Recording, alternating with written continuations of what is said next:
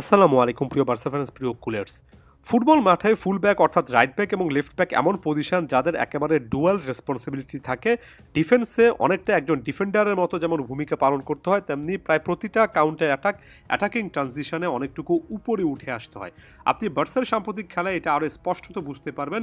Joules কুন্ডের সাথে Lamine ইয়ামালের দুর্দান্ত একটা বন্ডিং আছে।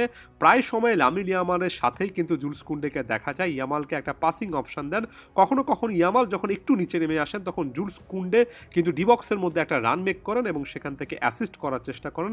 সর্বশেষ অ্যাটলেটিকো মাদ্রিদের বিপক্ষে লামিন ইয়ামালের পাস ধরে জুলস কুন্ডের সেই অ্যাসিস্টটা যেটা পেদ্রিকে তিনি করেছেন পেদ্রির গোলের ক্ষেত্রে, সেটা এটার একেবারে ক্লাসিক্যাল এক্সাম্পল। আপনি যদি ট্যাকটিক্যালি অন্য প্রান্তে চলে যান, সেখানে আলেহান্দ্রো বালদে আছেন এবং তার আবার অন্য একটা রোল আছে। বর্তমান যে বার্সা দলটা আছে সেখানে আপনি প্রথাগত লেফট উইঙ্গার দেখবেন না। রাফিনার মতো একজন ফুটবলার হয়তোবা লেফট উইংয়ে স্টার্ট করেন, তবে পুরো ম্যাচে তিনি অনেকটাই প্লে মেকারের যে একটা শূন্যতা আছে সেটা পূরণ করার চেষ্টা করেন। লাগাতার পরিশ্রমী একের পর এক রান মেক করেন এবং লেফট ফ্ল্যাঙ্কে আপনি অনেক সময় শূন্য বা খালি জায়গা খুঁজে পাবেন। সেখানে দেখবেন আলেহান্দ্রো বালদে অনেকটুকু উপরে উঠে এসেছেন এবং বালদে অনেকটাই লেফট উইঙ্গারের মতো একটা রোল প্লে করছেন। তার একটা এক্সপ্লোসিভ পেস আছে, অনেক দ্রুত উঠানামা করতে পারেন, যে কারণে বালদে সে রোলটা পাচ্ছেন।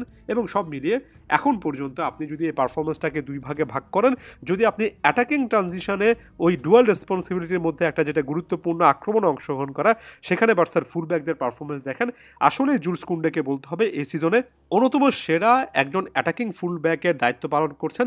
বালদেকেও আপনার এখানে খুব ভালো মার্কস দিতে হবে।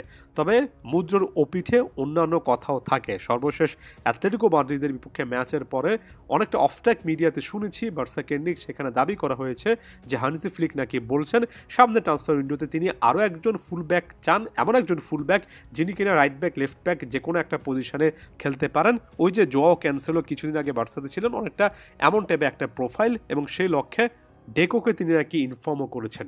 এখানে একটা বড় রকমের সমস্যা আসলে আছে যে জুলস কুন্ডে এবং আলেহান্দ্রো বালদের আমি প্রশংসা করছি অ্যাটাকিং ট্রানজিশনে, সেই অ্যাটাকে অনেক বেশি করে অংশগ্রহণ না করলে আসলে নাম্বার গেমে ফাইনাল থার্ডে বার্সা খুব একটা বেশি সুবিধা করতে পারে না। বিশেষ করে অধিকাংশ দলই যখন আসলে লো ব্লক ডিফেন্স করে, রীতিমতো বাস পার্কিং ডিফেন্স করে, তখন আপনার ফুল ব্যাকদেরকে উপরে উঠে আসতে হয়। তবে কাউন্টার অ্যাটাকে আপনি বড় রকমের বিপদে পড়েন, অনেক বড় স্পেস কিন্তু পেছনে থেকে যায়। বার্সার হাফে রাইট ব্যাক লেফট ব্যাক পজিশনে বড় রকমের স্পেস চলে আসে, ডিবক্সের বাইরেও স্পেস দেখা যায় এবং সেগুলোকে এক্সপ্লয়েট করে অফসাইড ট্র্যাপ ভেঙে প্রতিপক্ষ কিন্তু আক্রমণ করছে।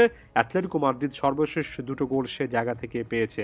ট্যাকটিক্যালি এই ব্যালেন্স ধরে রাখাটা অনেক অনেক গুরুত্বপূর্ণ, এবং এর পাশাপাশি মাঝে মধ্যে চাপে পড়লে বালদে কিংবা কুন্ডে যে বল হারান সেটা আমরা সর্বশেষ ম্যাচেও দেখেছি। এটার প্রেক্ষিতে আমার কাছে মনে হয় এখানে ট্যাকটিক্যালি একটা খুবই খুবই কমপ্লেক্স সিচুয়েশনে ফ্লিক আছেন, বার্সা আছে। সেটা হচ্ছে আপনি এই ফুলব্যাকদেরকে তাদের ফাইনাল থার্ডের কন্ট্রিবিউশনের জন্য কখনোই বাদ রাখতে পারবেন না দল থেকে। এই ফুলব্যাকরা আপনার আক্রমণের অন্যতম প্রধান একটা ভিত্তি।